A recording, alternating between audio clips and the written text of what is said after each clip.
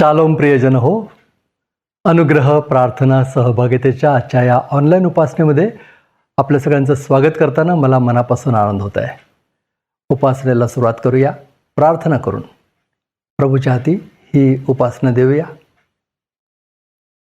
प्रभुदेवा, आम्ही ऋणी आहोत. तुझ्यापुढे नतमस्तक होऊन येतो, तुझं नाव उंचावतो, तुझी स्तुती गातो.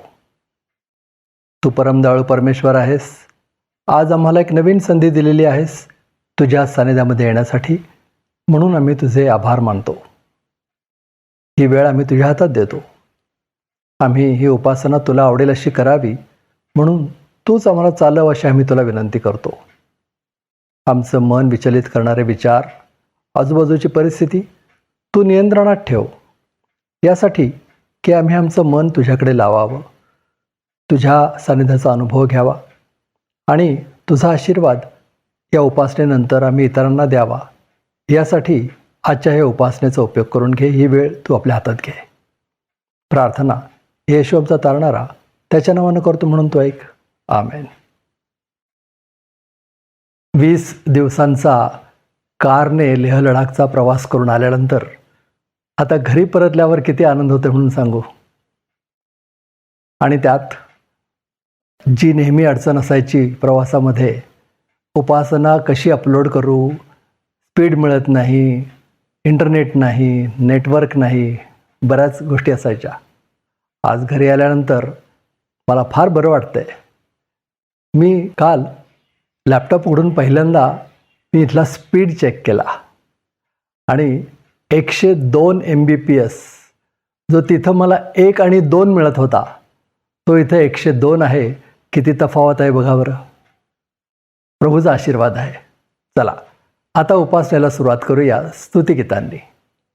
सिस्टर पल्लवी आणि साक्षी मिस्त्री प्रभूची स्तुती गाण्यामध्ये आपलं पुढारीपण करतायत. चला त्यांच्याबरोबर आपणही गाऊया.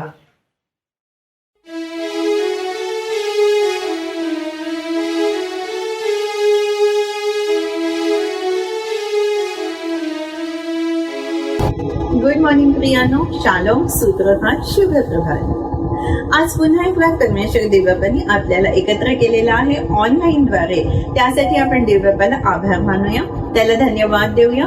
कारण की हे टेक्नॉलॉजी यूज करण्यासाठी हे परमेश्वर देवबापांनी आपल्याला विजडम दिलेला आहे. सगळ्यांनाच या गोष्टी मिळत नाही, परंतु आपल्यासाठी त्यांनी हा मार्ग ओपन ठेवलेला आहे. त्यासाठी आपण देवबापाला धन्यवाद देऊया आणि आपण त्या दिवसाची आठवण करूया की 2024 वर्षांपूर्वी प्रभू येशू ख्रिस्त क्रूस खांबावर आपल्यासाठी मारला गेला. प्रियांनो, त्यांनी कुठलंही पाप केलं नव्हतं, त्यांनी कुठलीही चूक केली नव्हती, त्यांनी कोणाला कधीही त्रास दिलेला नव्हता, त्यांनी कधीही कुठला अपराध केलेला नव्हता, कुठलाही गुन्हा त्यांनी केलेला नव्हता. पण त्यांनी आपल्याला होणारी शिक्षा त्यांनी स्वतःवर घेतली. तो स्वतः पाप झाला, तो स्वतः आपल्यासाठी श्रापित झाला आणि आपला जो अपमान होणार होता त्याच्या नावामुळे तो त्यांनी स्वतःवर घेतला. आपल्या नावासाठी त्यांनी स्वतः त्याचा छळ सहन केला. प्रियांनो, त्याच्या हातामध्ये आणि पायामध्ये खिळे ठोकले गेले आणि त्याला क्रूस खांबावर लटकवलं गेलं. त्याच्या कुशीमध्ये भाला भोकसला गेला आणि त्याचप्रमाणे प्रियांनो, त्याच्या दाढीचे केस उपडले गेले, त्याच्या तोंडावर लोकांनी चपडाखा मारल्या आणि त्याच्या तोंडावर ते थुंकले सुद्धा, त्याला चिडवलं सुद्धा, त्याच्यावर हसले सुद्धा. प्रियांनो, परंतु तरी सुद्धा हा प्रभू येशू ख्रिस्त जो आपला देव आहे, जो आपला एकुलता एक परमेश्वर आहे, त्यांनी हे सगळं काही सहन केलं. का? कारण आपल्याला होणाऱ्या या सगळ्या गोष्टींमधून आपल्याला जावं लागू नये म्हणून. प्रियांनो, त्या प्रभू येशू ख्रिस्ताला क्रूस खांबावर मारलं गेलं, तो मेला, तो पुरला गेला, तो तिसऱ्या दिवशी पुन्हा उठला सुद्धा आणि आतापर्यंत तो जिवंत आहे. आणि म्हणूनच आपण त्या देवबापाची स्तुती करणार आहोत. त्याच्या स्तुतीसाठी आपण सगळेजण इथे जमलेलो आहोत. प्रियांनो, ही परमेश्वर देव पित्याची, प्रभू येशू ख्रिस्ताच्या आणि आपल्या स्वर्गीय पित्याची ही आपल्यासाठी योजना होती. त्यांनी शेवटपर्यंत त्याच्या आज्ञेचं पालन केलं आणि फिलिप्पीकरास पत्र आपल्याला असं सांगतं की ह्यामुळे देवाने त्याला अत्युच्च केलं आणि सर्व नावांहून जे श्रेष्ठ नाव ते त्याला दिलं. आणि ते कुठलं नाव आहे प्रियांनो? येशू नाम, येशू नाम, येशू नाम. चला प्रियांनो, आपण त्याची स्तुती करूया. Glory be to God, praise be to God, hallelujah. उद्धार है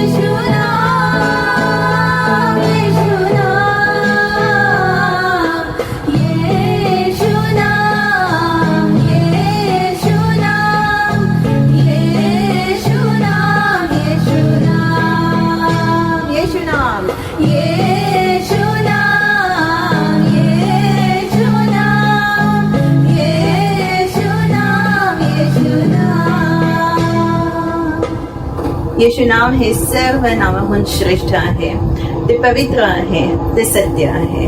glory be to God. Thank you.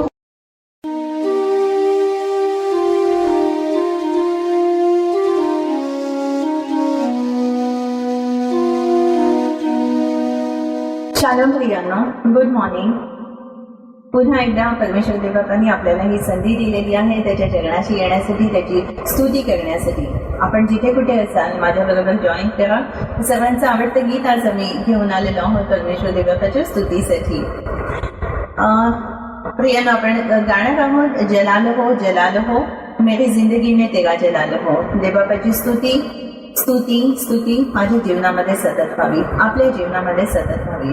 स्तोत्रसंहिता 113 आपल्याला सांगतं की परमेश्वराची स्तुती असो, परमेश्वराच्या सेवकांनो त्याची स्तुती करा, परमेश्वराच्या नावाचे गुणगान करा.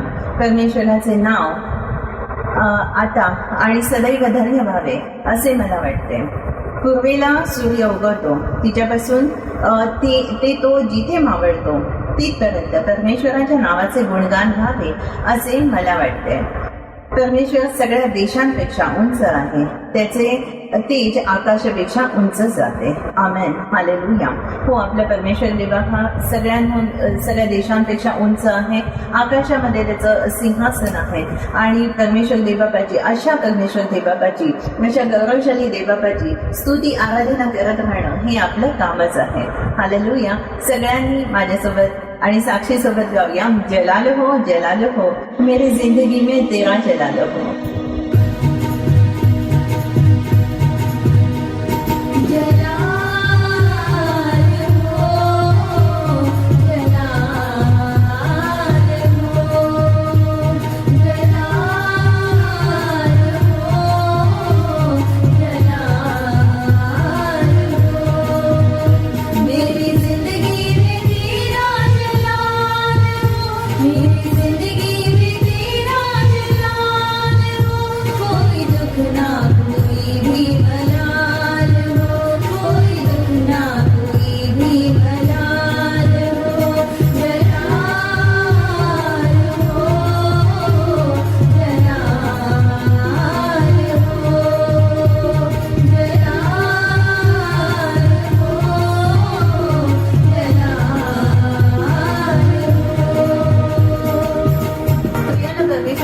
वचन असं सांगतं आपल्याला की आपण कुठल्याही ठिकाण असो, कुठलीही वेळ असो, कशीही परिस्थिती असो, आपण देवबापाची स्तुती आपण करत राहिली पाहिजे. आपण देवबापाला धन्यवाद दिले पाहिजे. फक्त आनंदीच असतो तेव्हा नाही, परंतु जेव्हा आपल्या जीवनामध्ये अंधकार असतो, जेव्हा आपण कुठल्याही त्रासामध्ये असतो, दुःखामध्ये असतो, तरी सुद्धा आपण परमेश्वराला धन्यवाद देण्याचं सोडू नये. कारण की जसं 24 वडील जन स्वर्गामध्ये सुद्धा त्याच्या समोर सतत नमन करत असतात, स्वर्गदूत ज्याप्रमाणे 24 तास 365 दिवस वॉटेवर यू से सतत आणि सतत न थांबता त्याची स्तुती स्वर्गामध्ये चाललेली असते. आणि आपण म्हणतो परमेश्वर देवबापाला की जसं तुझं राज्य स्वर्गामध्ये आहे तसं पृथ्वीवर येऊ दे. आणि ते जर आपण त्या परमेश्वर देवबापाची स्तुती करत राहिलो, जर आपण त्याला प्रार्थना करत राहिलो, जर त्याला आपण धन्यवाद देत राहिले, तर का नाही स्वर्गाचं राज्य पृथ्वीवर यायला आपल्याला वेळ लागणार नाही.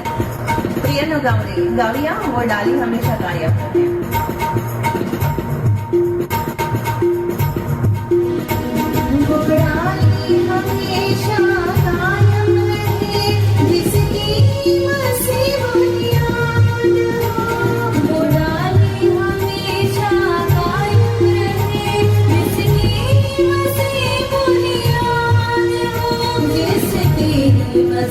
बुनियाद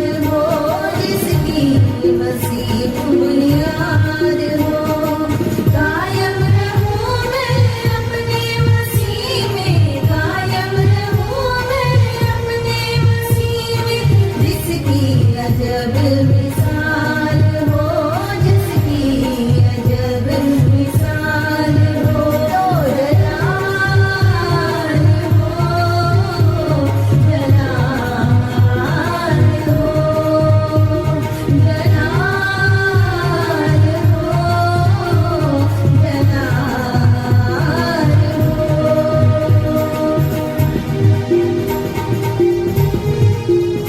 मेरे होठों पे तेरा नाम हो तेरे नाम से सुबह शाम हो मेरे होठों पे तेरा नाम हो तेरे नाम से सुबह शाम हो तेरे नाम से सुबह शाम हो तेरे नाम से सुबह शाम हो अब तेरा ही मुझको ख्याल हो अब तेरा ही मुझको ख्याल हो कोई दुख ना कोई बेमलाल हो कोई दुख ना कोई बेमलाल हो जलाल हो जलाल हो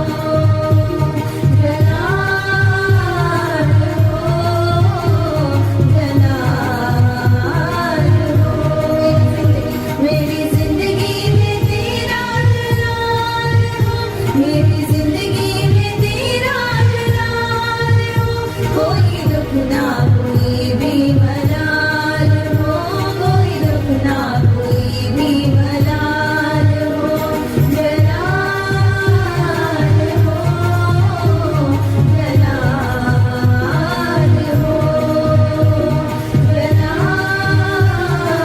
हो जलाल हो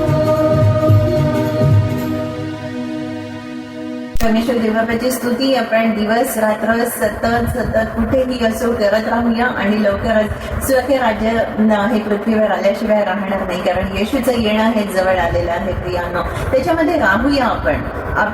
तो आपल्यामध्ये नेहमीच आहे त्याच्या वचनाप्रमाणे, परंतु आपलीही ही जबाबदारी आहे, आपलंही हे कर्तव्य आहे की आपण त्याच्यामध्ये राहिलं पाहिजे आणि त्याची स्तुती आराधना सतत करत राहिली पाहिजे. धन्यवाद प्रियानो आम्हाला साथ दिल्याबद्दल. Thank you so much. God bless you all.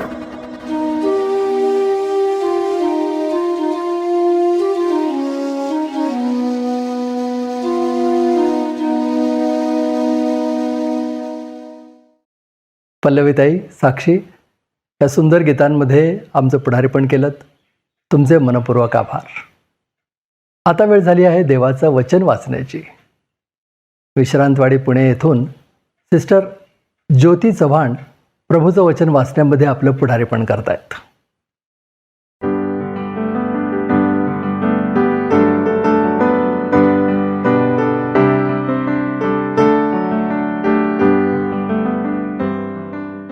परमेश्वराच्या नावाला धन्यवाद. आज अनुग्रह प्रेयर फेलोशिपवर वचन वाचण्याची संधी पास्टर संजय गायकवाड आणि पास्टर पीटर गायकवाड यांनी दिली, याबद्दल मी त्यांचे आभार मानते. आजच्या मनाकरता जो शास्त्र भाग आहे तो आहे फिलोमनाला पत्र त्याचे 23 ते 25.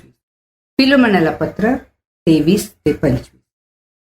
ख्रिस्त येशूमध्ये माझा सहबंदीवान एफ्रा, मार्क, अरिस्त, देमास, लूक हे माझे सहकारी तुला सलाम सांगतात.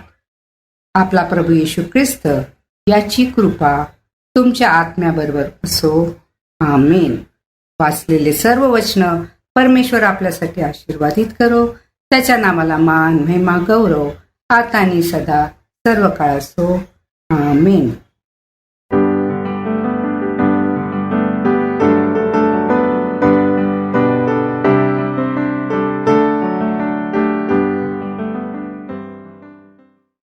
ज्योतिताई, आपला बहुमूल्य वेळ दिलात, प्रभूचं वचन स्पष्टपणे वाचलत, तुमचे मनपूर्वक आभार. आता संवाद. रेव्हरंड संजय डेव्हिड गायकवाड आपल्याशी बोलतायत.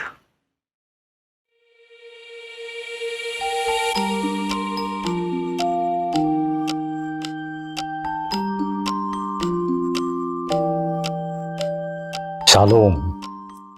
कसे आहात आपण सर्व? गेल्या आठवड्यामध्ये प्रभूनं आपल्या सर्वांचा सांभाळ केला, आमची काळजी घेतली आणि या नवीन आठवड्यामध्ये प्रभूनं आम्हाला आणलं, याबद्दल आपण प्रभूला धन्यवाद देऊया. मागच्या रविवारची भक्ती आपल्यासाठी आशीर्वादाची झाली आहे, हा माझा विश्वास आहे. मागच्या रविवारच्या भक्तीची सुरुवात सिस्टर नेहा निखिल पंडित यांनी प्रत्यक्ष हिमालयातील एका डोंगरामध्ये आमच्यासाठी केली. लेह लडाखच्या अतिशय उंच अशा पर्वतांमध्ये सिस्टर नेहा पंडित यांनी 121 स्तोत्र आमच्यासाठी वाचलं आणि आमच्या भक्तीची सुरुवात केली. त्याबद्दल मी त्यांचा अतिशय आभारी आहे. आपल्या स्तुती आराधनेमध्ये उत्कर्ष आणि अभिषेक जाधव जे जॉर्जियामध्ये असतात, त्याचप्रकारे दीपक आणि स्मिता आणि त्यांच्या मुली शरीना आणि डॉरथी जे अमेरिकेमध्ये असतात, त्यांनी आपल्यासाठी अतिशय सुंदर गाणी गायली आणि प्रभूच्या आराधनेमध्ये आमचं पुढारी पण केलं. त्याबद्दल मी त्यांचा आभारी आहे. आपल्यासाठी शास्त्र भागाचं वाचन डॉक्टर जेम्स तिवडे जे मुंबईमध्ये असतात, त्यांनी केलं आणि ज्यावेळेस ते वाचन करत होते त्यावेळेस मला त्यांचं कौतुकही करावंसं वाटलं, कारण ज्या शास्त्र भागाचं वाचन ते करत होते त्यामध्ये खूप वंशावळ्या होत्या. अनेक अपरिचित आणि कठीण अशी नावं ती त्यांना वाचावी लागली. परंतु अतिशय सुंदर त्यांनी शास्त्र वाचन केलं. त्याबद्दल डॉक्टर जेम्स तिवडे यांचे मी आभार मानतो.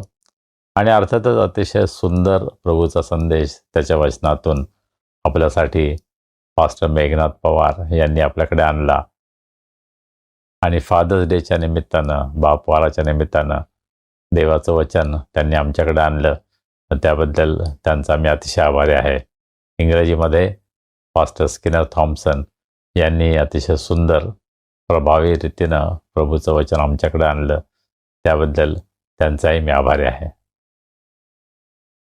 प्रभू त्याच्या सेवकांच्याद्वारे आमच्याशी बोललेला आहे, हा मला विश्वास आहे. आणि अशा काही विशेष प्रसंगी देवाच्या वेगवेगळ्या सेवकांच्याद्वारे देवाचं वचन आम्हाला अनुग्रह प्रेयर फेलोशिपच्या माध्यमातून ऐकायला मिळतं. याबद्दल आपण देवाची स्तुती करूया आणि देवाच्या सेवकांचे आपण आभार मानूया. मागच्या रविवारी कदाचित मी हे सांगितलं की माझा वाढदिवस 17 जूनला अतिशय साध्या पद्धतीनं घरामध्येच आम्ही साजरा केला. परंतु त्यानंतर आमचा गुरुवारचा बायबल स्टडी आम्ही पोस्टपोन केला होता आणि तो आम्ही शनिवारी घेतला. आणि त्या दिवशी कोतवाल आंटींच्या घरी अतिशय आनंदामध्ये माझा वाढदिवस सेलिब्रेट करण्यात आला. आणि मग सोमवारी मंडे बायबल स्टडी जो आमचा असतो मिस्टर अनिल सिंग यांच्या घरी वानवडी या ठिकाणी, त्या ठिकाणी सुद्धा त्यांनी माझा वाढदिवस सेलिब्रेट केला, साजरा केला. आणि या सर्व प्रियजनांचे मी मनापासून उपकार मानतो. आपल्यापैकी अनेकांनी फोन केले, मेसेजेस पाठवले, प्रार्थना केली. त्याबद्दल आपल्या सर्वांचा मी अतिशय आभारी आहे. मागच्या आठवड्यामध्ये सिस्टर जॉयसी आणि ब्रदर राजन चक्रनारायण जे अमेरिकेमध्ये असतात, ते सध्या पुण्यामध्ये आहेत आणि त्यामुळं त्यांची भेट घेण्याची आम्ही योजना केली. आणि त्यानुसार कोतवाल आंटींसह आम्हाला त्यांना भेटता आलं आणि अतिशय सुंदर सहभागिता आम्हाला त्यांच्याबरोबर मिळाली. त्याबद्दल सिस्टर जॉयसी आणि ब्रदर राजन यांचे मी मनापासून उपकार मानतो. आमचे अनेक प्रेयर पार्टनर्स वेगवेगळ्या देशांमध्ये आहेत आणि ज्यावेळेस ते भारताला भेट देतात त्यावेळेस त्यांना भेटायला आम्हाला अतिशय आनंद होतो. आणि सिस्टर जॉयसी आणि ब्रदर आनंद यांनी विशेष प्रयत्न केले, त्यांनी आपला वेळ दिला. त्याबद्दल आम्हाला खूप आनंद वाटतो आणि आम्ही त्यांचे आभार मानतो. आपण जर पुण्याला येणार असाल तर जरूर आम्हाला कळवा आणि तुम्हाला भेटायला आम्हाला निश्चितच आनंद वाटेल. ब्रदर राजन चक्रनारायण यांनी मला सांगितलं की ते दर रविवारी आपली उपासना पाहतात. आणि मी त्यांना विनंती केली की त्यांनी या आपल्या उपासनेमध्ये सहभागी व्हावं. ते आणि त्यांच्या कुटुंबातील सर्वजण फार सुंदर गाणं गातात आणि म्हणून मी त्यांना विनंती केली आहे की तुम्ही सर्व बहीण भाऊ मिळून काही गाणी आमच्यासाठी गा आणि ते आम्हाला पाठवा. आणि माझी नेहमीच विनंती असते की या भक्तीमध्ये आपण सहभागी होऊ शकता, आपण शास्त्र वाचन करू शकता, आपण गाणी गाऊ शकता, आपण साक्ष देऊ शकता आणि काही विशेष प्रसंगी आपण संदेशही देऊ शकता. येणाऱ्या दिवसांमध्ये आपल्यापैकी अनेक जण या भक्तीमध्ये सहभागी व्हाल ही मला आशा आहे.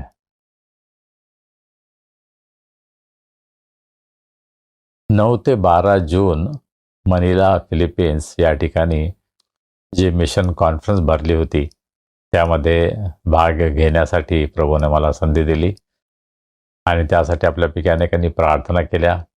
काही जणांनी आपलं दान आम्हाला पाठवलं, त्याबद्दल पुन्हा एकदा मी आपले आभार मानतो. त्या ठिकाणी आम्हाला अर्थातच देवाच्या वचनाचा आनंद मिळाला, सहभागिता मिळाली, परंतु एक गिफ्ट आम्हा सर्वांना मिळाली आणि ती म्हणजे पुस्तकं. आणि हा पुस्तकांचा संच 5 पुस्तकांचा संच आहे.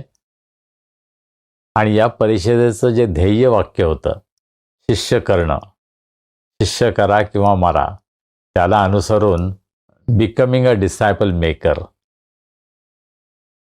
असं शीर्षक असलेलं बिली हँक्स आणि रँडी क्रेग यांचं हे पुस्तक आहे. आणि नेत्यांसाठी पुस्तक आहे आणि त्याचबरोबर ग्रुपमध्ये स्टडी करण्यासाठी गाईडलाईन म्हणून अजून एक पुस्तक आहे. अशा प्रकारे 5 पुस्तकांचा हा सेट आहे.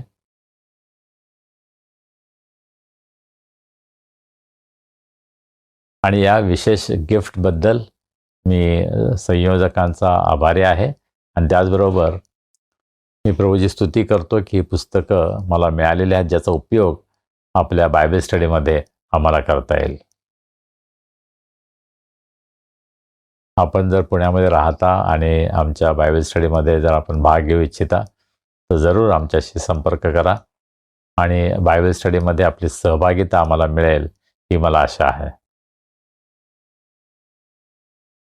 एक धक्कादायक गोष्ट मागच्या आठवड्यामध्ये घडली, ती म्हणजे रेव्हरंड जॉन सिमियन, जे मेथोडिस्ट चर्चचे एक सिनियर पास्टर आहेत, चेन्नईमध्ये असतात. त्यांनी मला एक मेसेज पाठवला आणि तो मेसेज रेव्हरंड रेजिनाल्ड बेंजामिन, जे UBSमध्ये आमचे एक स्टुडंट होते, 2008मध्ये त्यांनी BD केलं आणि त्यानंतर ते सेलम, तामिळनाडू या भागामध्ये प्रभूची सेवा करत आहेत. तर त्यांनी पाठवलेला हा संदेश होता. त्यांना फिलिपिन्सवरून एक फोन आला होता आणि त्या फोनमध्ये त्यांना विनंती करण्यात आली होती की आमचा एक बायबल स्टडी आहे, त्यामध्ये आपण सामील व्हा आणि त्यामध्ये सामील होण्यासाठी आम्ही एक 6 डिजिट कोड तुम्हाला पाठवत आहोत, तो तुम्ही आम्हाला सांगा आणि मग तुम्ही या बायबल स्टडीमध्ये सहभागी होऊ शकता.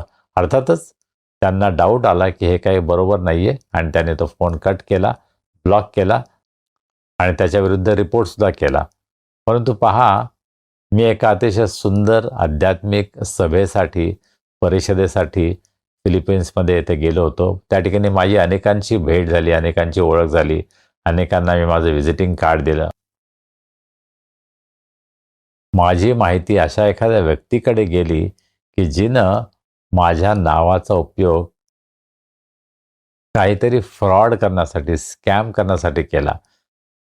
रेव्हरंड रेजिनाल्ड बेंजामिन यांनी त्यामध्ये असं म्हटलं होतं की त्यांना जो फोन आला त्यामध्ये माझा उल्लेख होता आणि रेव्हरंड संजय, जे UBSमध्ये होते, त्यांच्याबरोबर आमची ही सभा आहे, अशा प्रकारचा हा मेसेज होता. आणि मला याची कल्पनासुद्धा नाही का माझ्या नावानं अशा प्रकारे कोणीतरी दुसऱ्यांना फसवण्याचा प्रयत्न करत आहे, हे आमच्या लक्षात आलं. आणि आज अशा प्रकारच्या गोष्टी घडत आहेत नाही का, की आमच्या ओळखीचा फायदा घेऊन, आमच्या नावाचा, आमच्या ओळखीचा फायदा घेऊन दुसऱ्यांना फसवण्याचा प्रयत्न अनेकदा काही दुर्जन, काही दुष्ट लोक करत आहेत. आणि म्हणून आम्हाला अतिशय सावध राहण्याची गरज आहे. मागच्या रविवारच्या भक्तीमध्ये ब्रदर पीटर गायकवाड यांनी अतिशय सुंदर साक्ष सांगितली आणि माझी खात्री आहे की त्यामुळे आम्हा सर्वांच्या अंतकणाला स्पर्श झाला.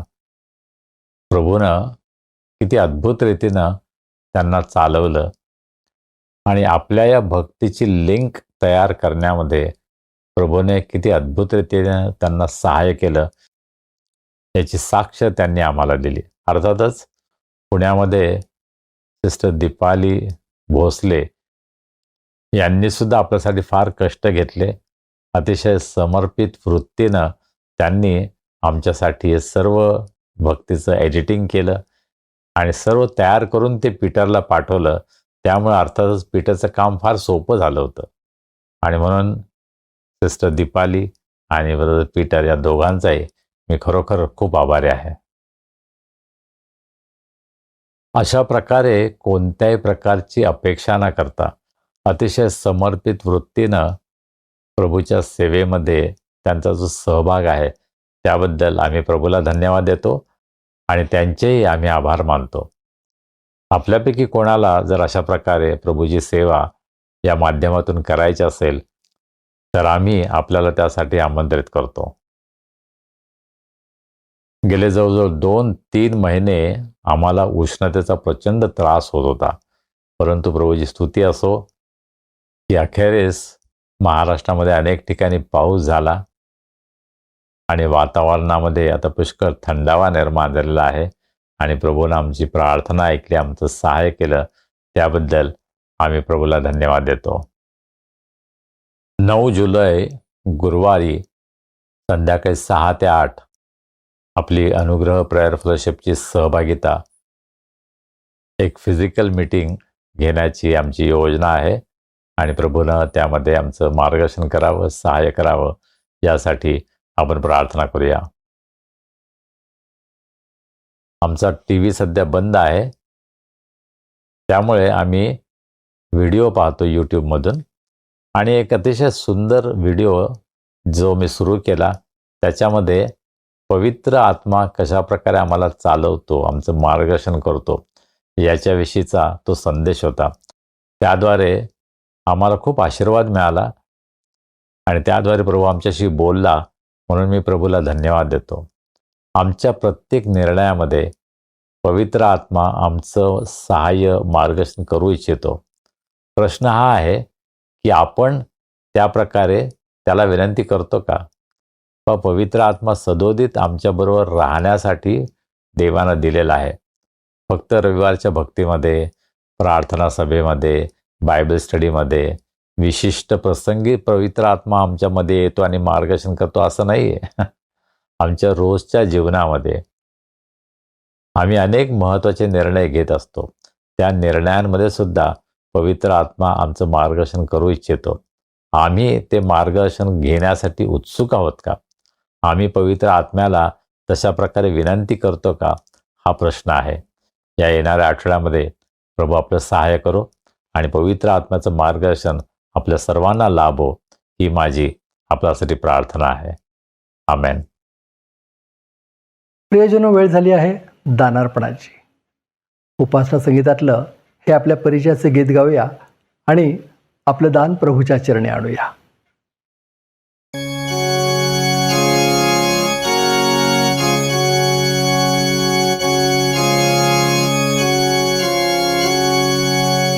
कदाचित हे मी अनेक वेळा सांगितलेलं आहे की आपल्या उपासना संगीतामध्ये 800 गाणी आहेत, परंतु त्यापैकी किती गाणी आपण गातो? माझ्या अंदाजाप्रमाणे जास्तीत जास्त 100 गाणी. त्याचा अर्थ 700 गाणी आपल्या उपासना संगीतामध्ये आहेत की जो उत्तम खजिना आहे, जो तसाच पडलेला आहे. एखादी बंद तिजोरी असते जी वर्षानुवर्ष तळघरामध्ये कुलूप बंद अवस्थेत असते, जिचा काही उपयोग होत नाही. त्या प्रकारे आमच्या उपासना संगीतामधील हा खजिना झालेला आहे, नाही का? आणि म्हणून आमची जबाबदारी आहे की जी काही गीतं आपण गाऊ शकतो ती आपण गाण्याचा प्रयत्न करावा. जी गाणी आम्हाला माहीत नाहीत त्याला नवीन चाली लावायचा आपण प्रयत्न करावा आणि या गाण्यांचा उपयोग आपण आपल्या उपासनेमध्ये, आपल्या आराधनेमध्ये करावा, आपल्या भक्तीमध्ये करावा.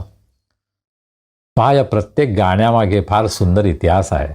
अतिशय अर्थपूर्ण अशी ही गाणी आहेत. जर आपण आपल्या मराठी भक्तीमध्ये या गाण्यांचा उपयोग केला तर पहा, आपली भक्ती किती समृद्ध होईल. आजकाल अनेक मंडळांमध्ये प्रेज अँड वर्शिप ही गोष्ट सुरू झालेली आहे आणि ती चांगली आहे. परमेश्वराची स्तुती आराधना करण्यामध्ये आमचे अनेक तरुण तरुणी पुढे येत आहेत, ही फार चांगली गोष्ट आहे. आणि पुष्कळ नवीन गीतं रचली जात आहेत, ही सुद्धा चांगली गोष्ट आहे. परंतु आपल्याजवळ जो ठेवा आहे तो आम्ही हरवावा का? आमच्याकडे उपासना संगीतामध्ये संगीताचा, गीतांचा जो इतका अद्भुत सुंदर खजिना आहे, ठेवा आहे, त्याचा उपयोग जर आपण आपल्या भक्तीमध्ये केला तर किती चांगली गोष्ट होईल ना. आणि म्हणून माझं आपल्याला आव्हान आहे की कृपा करून उपासना संगीतामधील गीतं जास्तीत जास्त गाण्याचा प्रयत्न करा. मी स्वतः हा थोडाफार प्रयत्न करतो. ज्या ज्या ठिकाणी मला संधी मिळते माझा हा आग्रह असतो की आपण उपासना संगीतातली गाणी गावीत. पण कदाचित माझ्यावर काही जण आरोप करतील की हो, तुम्हाला आपले परंपरागत गाणी आवडतात, नवीन गाणी तुम्हाला आवडत नाहीत का? हो, मला आवडतात. परंतु माझी जी खंत ही आहे की आपल्याजवळ इतका चांगला ठेवा असताना तो ठेवा आपण का दुर्लक्षित करावा? त्याचा उपयोग आपण आपल्या मराठी मंडळीमध्ये का करू नये? आपल्याला एखादं गाणं माहीत असेल की जे सहसा गायलं जात नाही, कृपा करून आपण ते गाणं गा आणि आम्हाला पाठवा. आज आपण उपासना संगीतामधून 475 क्रमांकाचं गाणं गाणार आहोत, अहो भक्तया. हे परिचित गाणं आहे, आमच्या परिचयाची चाल आहे आणि म्हणून आपण सर्व मिळून हे गाणं गाऊया. आणि हे गीत गात असताना आपण आपलं दान परमेश्वराच्या सेवेसाठी अर्पण करूया.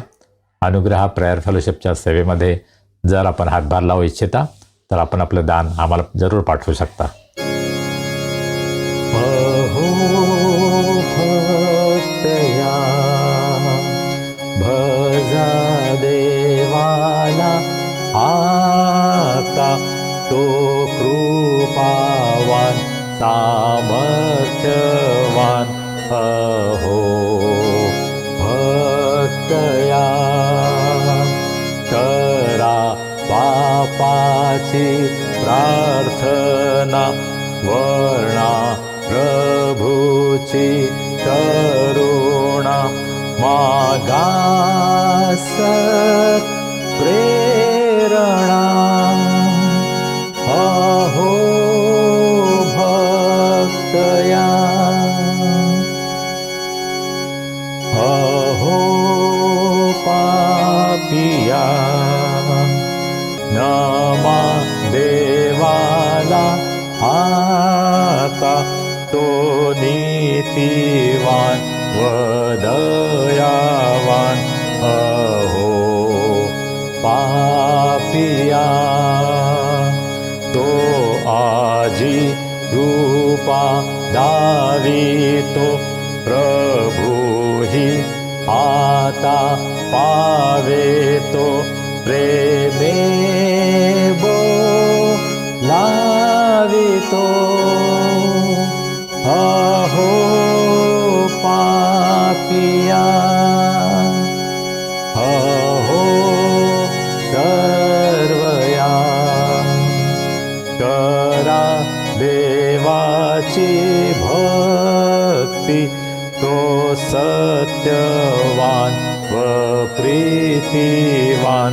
अहो सर्वया, आयुष्य वेगे गुजरेल, न्यायाचा काल पोहचेल, तो पापी घाबरे.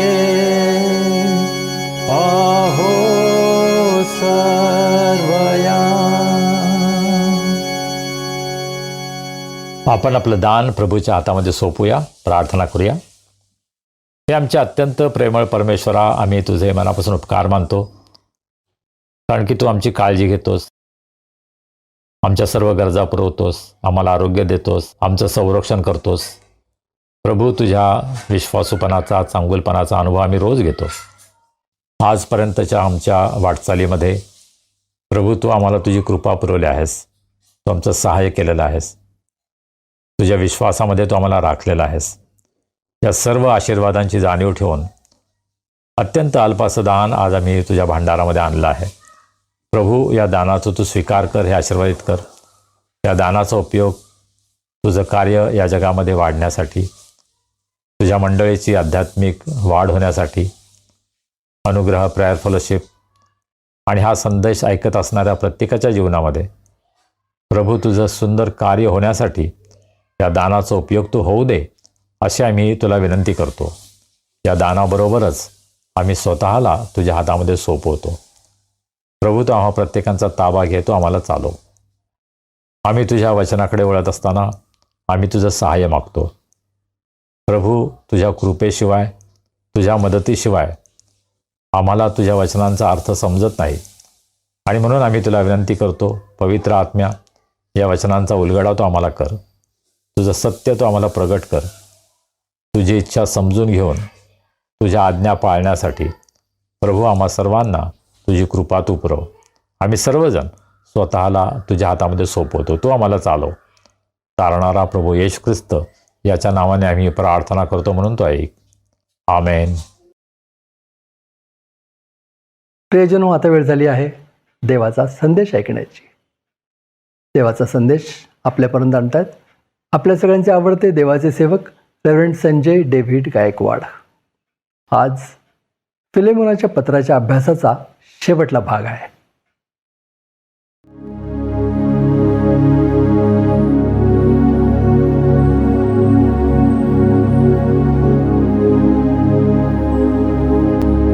गेले अनेक आठवडे आपण पाऊलाचं फिलेमोनाला पत्र याचा अभ्यास करत आहोत आणि आज त्याचा शेवटला भाग, शेवटली वचनं त्याच्यावर आपण मनन करणार आहोत. या सर्व अभ्यासामध्ये प्रभूनं आमचं सहाय्य केलं, मार्गदर्शन केलं, त्याबद्दल आपण प्रभूला धन्यवाद देऊया. जर प्रभू आपल्याशी बोलला असेल, एखादी विशिष्ट गोष्ट प्रभूनं जर आपल्याला दाखवली असेल, प्रभूनं जर आपल्याला आशीर्वाद दिला असेल, तर जरूर आम्हाला कळवा. तुमची साक्ष ऐकून आम्हाला खूप आनंद वाटेल आणि प्रभूच्या सेवेमध्ये अधिक पुढे जाण्यासाठी आम्हाला निश्चितच उत्तेजन मिळेल. म्हणून जरूर आम्हाला कळवा, जरूर आम्हाला लिहा. पुढील आठवड्यापासून एका नवीन पुस्तकाचा अभ्यास आपण सुरू करणार आहोत. मला अद्याप माहीत नाही कोणत्या पुस्तकाचा अभ्यास करायचा आहे. तुमची काही इच्छा असेल तर जरूर आम्हाला कळवा आणि जर सोमवार किंवा मंगळवारपर्यंत तुम्ही मला कळवलं तर कोणत्या पुस्तकाचा अभ्यास करायचा यासंबंधी आम्हाला निर्णय घेता येईल. माझ्या मनामध्ये काही विचार आहेत, परंतु प्रभूची इच्छा काय आहे हे समजून घेण्याचा आपण प्रयत्न करूया आणि त्याच्या वचनाचं मनन करून, अभ्यास करून आपल्या जीवनामध्ये त्याचं लागूकरण करण्यासाठी प्रभूनं आपलं सहाय्य करावं, म्हणून आपण प्रार्थना करूया. आपल्यासाठी आजच्या शास्त्रभागाचं वाचन सिस्टर ज्योती चव्हाण, ज्या UTSMमध्ये माझ्या स्टुडंट होत्या, त्यांनी केलं आहे. मी त्यांना खरं म्हणजे पुष्कळ उशिरा विनंती केली. काही तासातच त्यांनी शास्त्र वाचन केलं, व्हिडिओ रेकॉर्डिंग केलं आणि आम्हाला ते पाठवलं. त्याबद्दल सिस्टर ज्योती चव्हाण यांचा मी आभारी आहे. इंग्रजीमध्ये सुद्धा ब्रदर सतीश साळवे यांनीसुद्धा अगदी ताबडतोब शास्त्र वाचन केलं आणि आपला व्हिडिओ आम्हाला पाठवला. त्याबद्दल त्यांचाही मी आभारी आहे. फिलेमोनाच्या पत्रामध्ये पाऊल शेवटी 23, 24 आणि 25 वचनामध्ये काय सांगतो त्याकडे आपण लक्ष देऊया. ख्रिस्त येशूमध्ये माझा सहबंदीवान एपफ्रस आणि माझे सहकारी मार्क, अरिस्तार्क, देमास व लूक हे तुला सलाम सांगतात. पाऊल आपल्या सर्व पत्रांमध्ये अनेक व्यक्तींचा उल्लेख करतो. अनेक पत्रांमध्ये तो अनेकांना अभिवादन करतो, अनेकांना सलाम सांगतो. माझा सलाम यांना सांगा, त्यांना सांगा, अशी वेगवेगळी तो नावं घेतो. आणि त्याचबरोबर त्याच्याबरोबर अनेक लोक आहेत, ते सुद्धा सलाम सांगतात, मंडळीला सलाम सांगत आहेत, व्यक्तीला सलाम सांगत आहेत. असा उल्लेख आम्हाला अनेक पत्रांमध्ये आढळतो. पहा, पौल हे पत्र एका व्यक्तीला लिहित आहे, फिलेमोन. परंतु फिलेमोनाबरोबरच फिलेमोनाच्या घरामध्ये जमणाऱ्या मंडळीला सुद्धा पत्र लिहित आहे. कलस्से, लाउदिशिया, हिरापोलिस या ठिकाणी ज्या मंडळ्या आहेत त्यांना उद्देशून सुद्धा पौल हे पत्र लिहित आहे. त्याला माहीत आहे की जरी मी एका व्यक्तीला पत्र लिहित आहे तरी ते पत्र व्यक्तिगत पत्र नाही आहे. It is not a personal confidential letter. खाजगी पत्र नाही आहे. हे पत्र सर्वांसाठी आहे. सर्व मंडळी हे वाचू शकते. आणि ज्यावेळेस पौलाने हे पत्र लिहिलं त्यावेळेस त्याला हे सुद्धा माहीत नव्हतं की हे देवाच्या वचनाचं, बायबलचा एक भाग होणार आहे.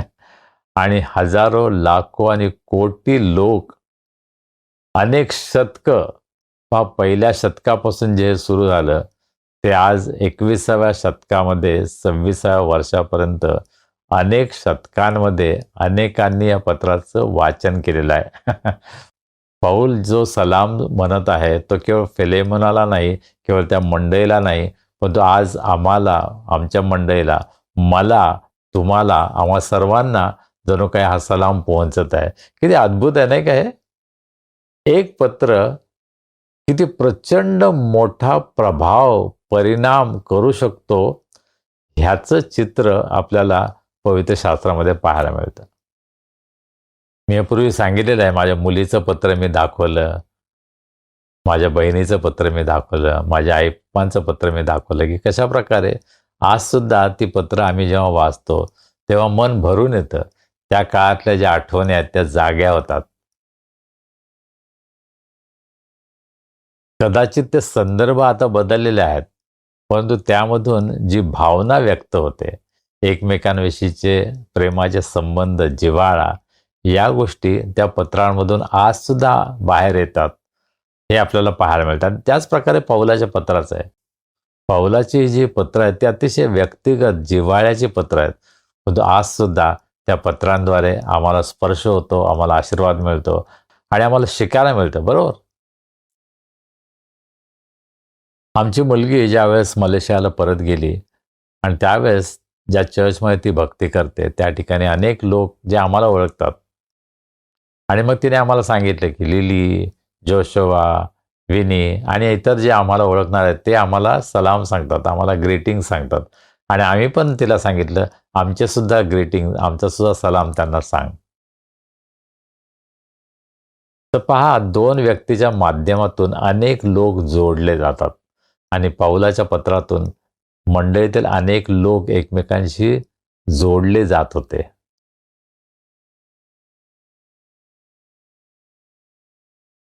आणि म्हणूनच पौल आपल्या पत्रामध्ये काही व्यक्तींचा उल्लेख करतो ज्याच्याकडे आपण अधिक सखोल, विस्तृतपणे पाहणार आहोत.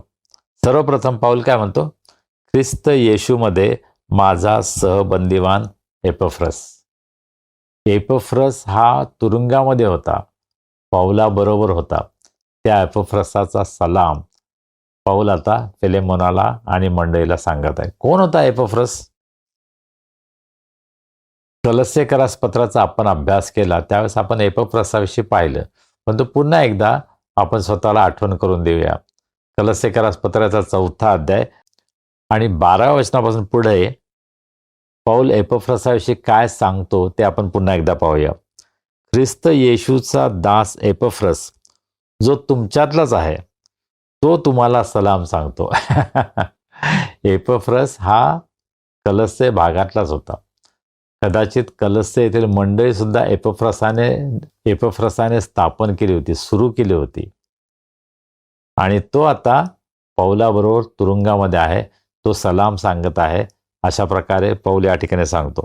आणि मग त्याच्याविषयी सांगताना त्याच्या व्यक्तिमत्वाची ओळख जी आपल्याला होते, पौल असं म्हणतो, तो आपल्या प्रार्थनांमध्ये सर्वदा तुम्हासाठी जीव तोडून विनंती करत आहे. हा त्याचं प्रार्थनेचं जीवन अशा प्रकारचं होतं की एपफ्रस मंडळीसाठी, विश्वासणाऱ्यांसाठी जीव तोडून प्रार्थना करत आहे. आम्ही अशी प्रार्थना करतो का? मला हे कबूल करावं लागेल. नाही, मी अशी प्रार्थना करत नाही. पहा, ज्यांच्याशी आपला संबंध येतो, वेगवेगळ्या ठिकाणी आपल्याला वेगवेगळ्या प्रकारचे लोक भेटतात. चर्चमध्ये भेटत असतील, सभांमध्ये भेटत असतील, वेगवेगळ्या प्रकारच्या कार्यक्रमामध्ये भेटत असतील, आमच्या प्रवासामध्ये भेटत असतील, त्या सर्व लोकांसाठी प्रभूनं आपल्याला अशा प्रकारचं ओझं दिलं आहे का की अतिशय कळकळीनं आम्ही त्यांच्यासाठी प्रार्थना करावी? तर प्रार्थनेचं हे ओझं देवानं तुम्हाला आणि मला द्यावं. आणि मग एपफ्रसाविषयी बोलताना पुढे पाऊल असं म्हणतो 13 वचनामध्ये, तुम्हासाठी जे लावदिकियात व हेरापलीत आहेत त्यांच्यासाठी तो फार श्रम करत आहे, त्याच्याविषयी मी साक्षी आहे. ही सुंदर साक्ष एपफ्रसाविषयी पाऊल देतो की तो तुम्हासाठी फार श्रम करत आहे. हो, तो प्रार्थना करत आहे, परंतु फक्त प्रार्थना करून तो थांबत नाही. तो तुमच्यासाठी श्रम करत आहे, तो कष्ट करत आहे. He is working hard for you. एपफ्रसाचं नाव आपण फार काय ऐकत नाही. आपण पेत्र, पाऊल, योहान अशी काही मोजकीच नावं, शिष्यांची नावं आपण वाचतो, त्याविषयी आपण ऐकतो. पण तो एपफ्रसाविषयी किती सुंदर साक्ष आहे. तो जीव तोडून प्रार्थना करतो, तो तुमच्यासाठी फार काम करत आहे. किती सुंदर उदाहरण, किती सुंदर साक्ष एपफ्रसाच्या जीवनाविषयी पाऊल देत आहे. माझ्याविषयी अशी कोणी साक्ष देईल का? तुमच्याविषयी असं कोणी बोलेल का की होय, मला माहीत आहे ही व्यक्ती फार प्रार्थना करते, ही व्यक्ती फार श्रम करते प्रभूमध्ये. त्यानंतर पाऊल पुढे 24व्या वचनामध्ये काय बोलतो? माझे सहकारी मार्क, अरिस्तार्ख, देमास व लूक हे तुला सलाम सांगतात.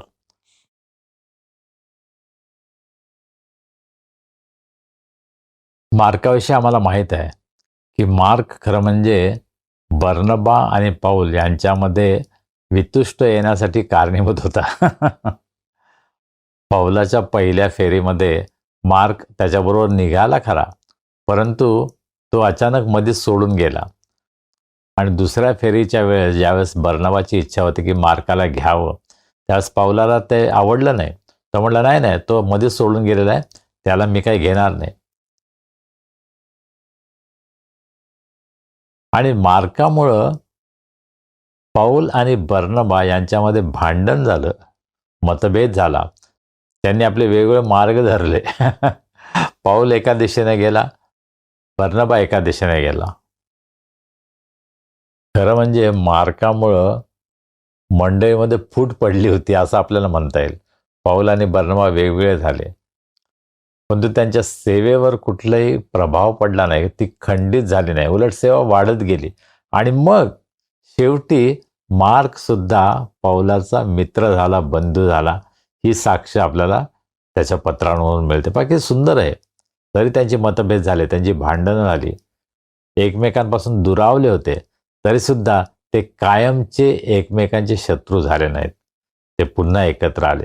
आणि म्हणून कलसेकरास पत्रामध्ये मार्कविषयी बोलताना पाऊल काय म्हणतो बरं?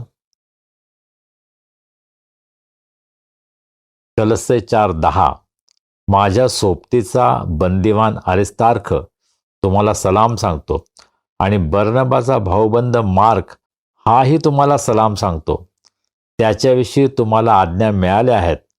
तो तुम्हाकडे आला तर त्याचा स्वीकार करा.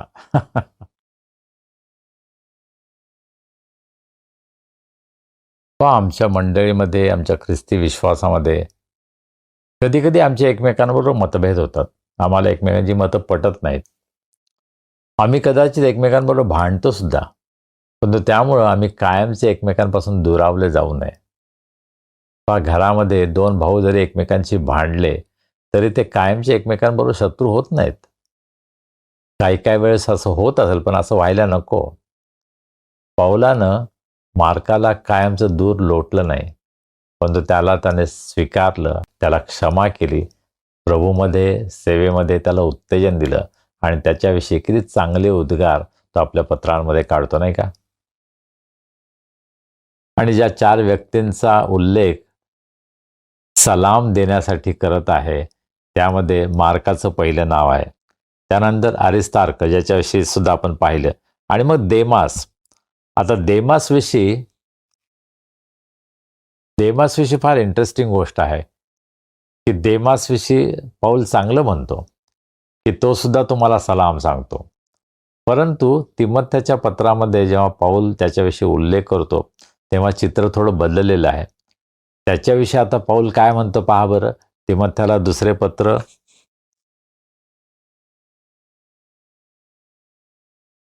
तिमोथेला दुसरे पत्र 4 अध्याय 10व्या वचनामध्ये पाऊल काय म्हणतो.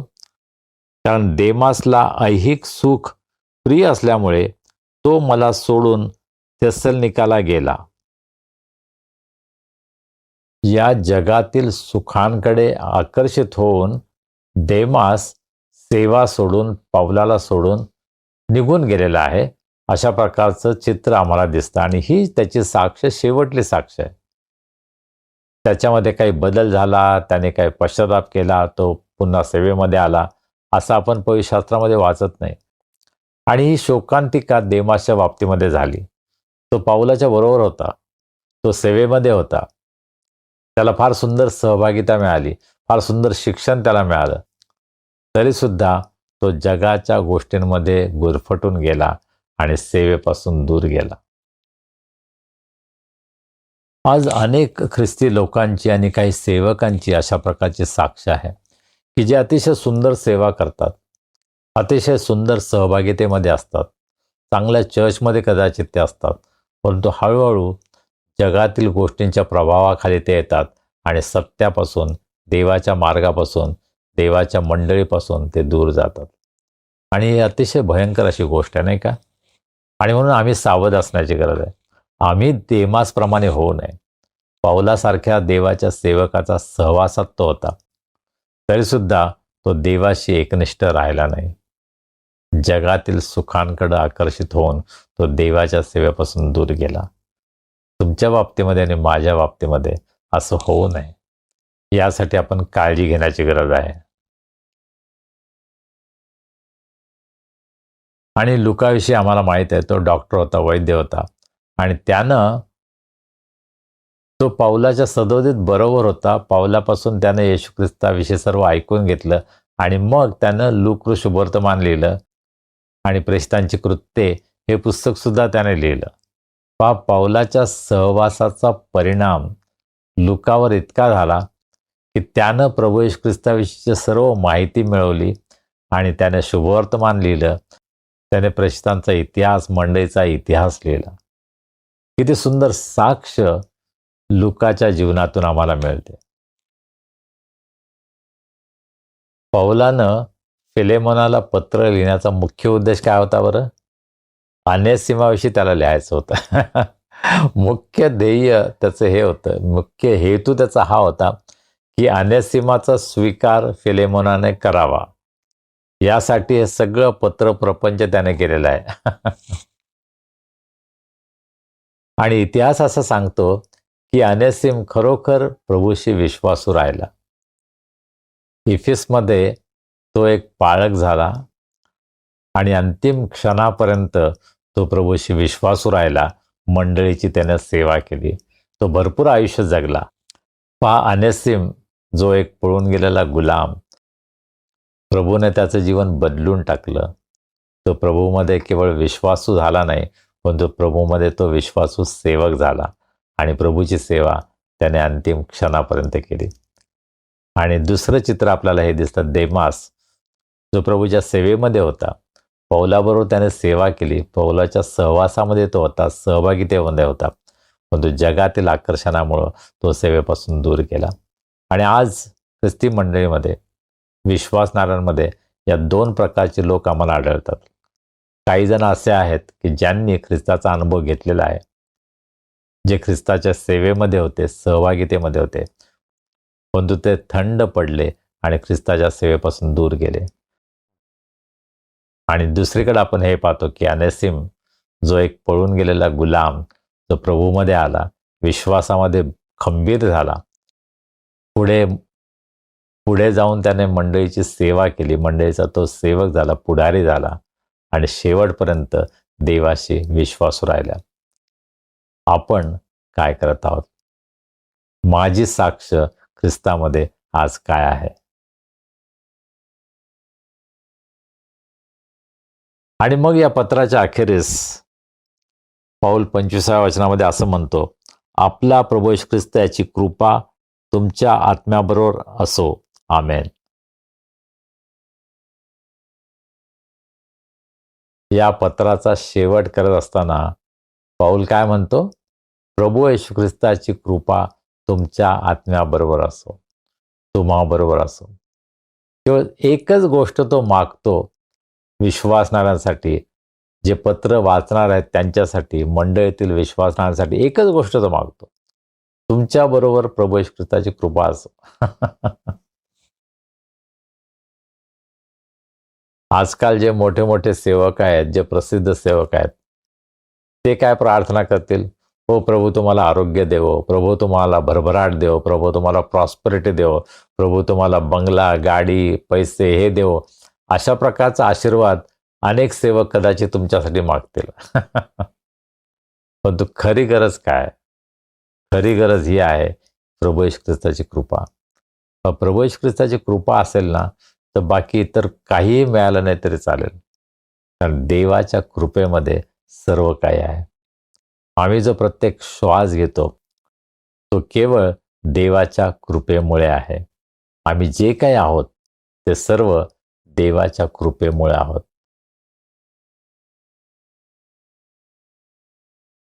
आमची बुद्धिमत्ता, आमची संपत्ती, आमची शक्ती, आमचं पद, या सर्व गोष्टीमुळं आम्ही देवाची सेवा नाही करू शकत. देवाची कृपा जेव्हा आमच्यावर असते तेव्हा आम्ही देवाची सेवा करू शकतो. आणि प्रत्येक विश्वासणाऱ्यानं हे ओळखून घेणं किती महत्त्वाचं आहे. पौलानं देवाच्या लोकांसाठी, विश्वासणाऱ्यांसाठी एकच गोष्ट सांगितली, प्रभू येशू ख्रिस्ताची कृपा तुमच्या आत्म्याबरोबर असो. आणि आज तुम्हाला आणि मला प्रभू येशू ख्रिस्ताच्या कृपेचीच गरज आहे. मला जर कोणी विचारलं कसे आहात, तर मी नेहमी हे सांगतो, प्रभूच्या कृपेनं बरं आहे. कारण मला माहीत आहे की माझ्यामध्ये असं कोणतेच चांगुलपण नाही. मी गर्व करावा, बढाई करावी अशी कोणतीही गोष्ट माझ्यामध्ये नाही. मी जो काही आहे तो प्रभूच्या कृपेनं आहे. प्रभूची कृपा नसेल तर संपलं, माझ्या जीवनाला काहीच अर्थ नाही. परंतु आज मी जो काही आहे तो केवळ प्रभूच्या कृपेनं आहे. आज आपली साक्ष आहे का? प्रभूच्या कृपेचा अनुभव आपण घेत आहात का? प्रभू परमेश्वर आपल्या प्रत्येकाला आशीर्वादित करो. आमेन. आपण प्रार्थना करूया. सर्व समर्थ जिवंत प्रभू देवा, आम्ही तुझे मनापासून उपकार मानतो. आज तुझ्या उपस्थितीमध्ये तुझी स्तुती आराधना करण्यासाठी तू आम्हाला सहाय्य केलंस. प्रभू, होय, खरोखर तुझी कृपा तू आम्हाला पुरवतोस. त्यामुळेच आम्ही तुझ्यामध्ये जीवन जगत आहोत. आम्ही तुझी सेवा करत आहोत.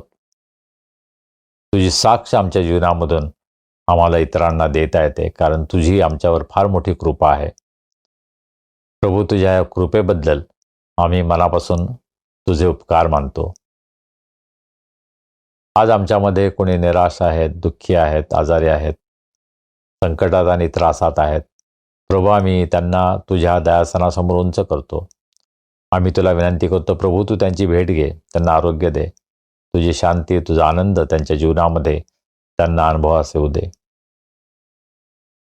ज्यांचे वाढदिवस आहेत, विवाहाचे वर्धापन दिन आहेत, अशा सर्व प्रियजनांबद्दल प्रभू आम्ही तुझे उपकार मानतो, तुला धन्यवाद देतो, तुझी स्तुती करतो. आम्ही तुला विनंती करतो प्रभू, त्यांचं पुढील आयुष्य तू अधिक आणि अधिक आशीर्वादित कर. त्यांची प्रत्येक गरज पूर्ण कर. तुझ्या वचनामध्ये, ज्ञानामध्ये वाढण्यासाठी, तुझी साक्ष देण्यासाठी प्रभू या सर्व प्रियजनांचा उपयोग तू करून घे, अशी आम्ही तुला विनंती करतो. प्रभू, या येणाऱ्या आठवड्यामध्ये तू आम्हा सर्वांचा सांभाळ कर, आम्हाला सुरक्षित ठेव, निरोगी ठेव. आणि तुझी स्तुती आराधना करण्यासाठी पुन्हा एकदा तू आम्हाला एकत्र आण.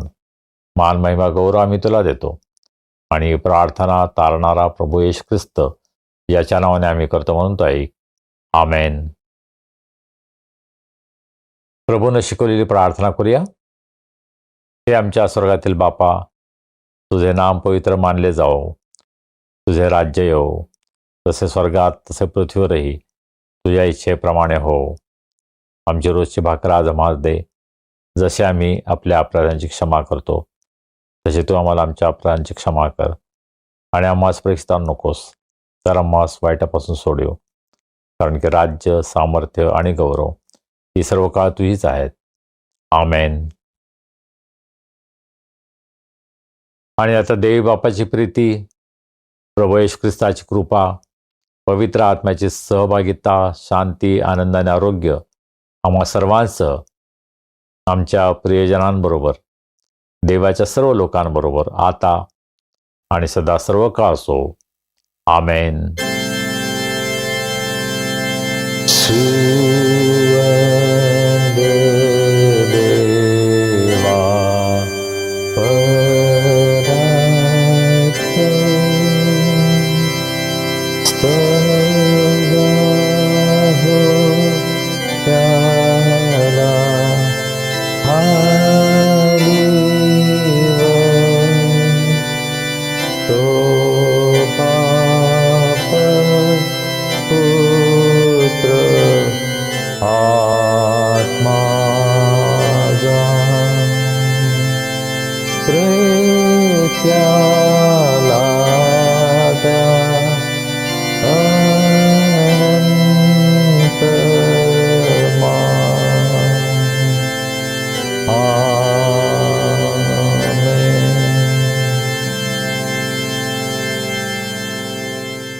शालोम. काय प्रियजन हो, उपासना आवडली, आशीर्वाद मिळाला. चला हा आशीर्वाद इतरांनाही देऊया. इतरांना या उपासनेची लिंक पाठवाच, परंतु त्यांना सबस्क्राईब करायला उत्तेजन द्या. म्हणजे तुम्हाला वारंवार लिंक पाठवण्याची तसदी घ्यावी लागणार नाही.